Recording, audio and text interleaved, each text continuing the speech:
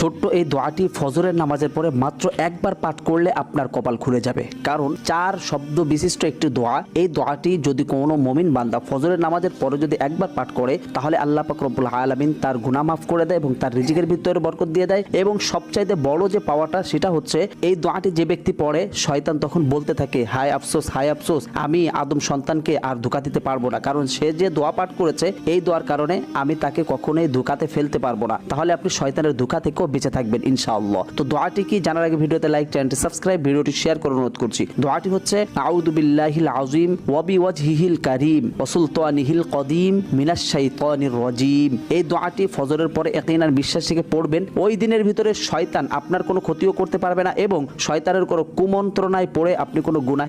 যে ব্যক্তি দুপুর 12টার সময় এই ছোট্ট দোয়াটি শুধুমাত্র 21 বার পাঠ করবে, ইনশাআল্লাহ মহান আল্লাহ তাআলা তার মনের সকল আশা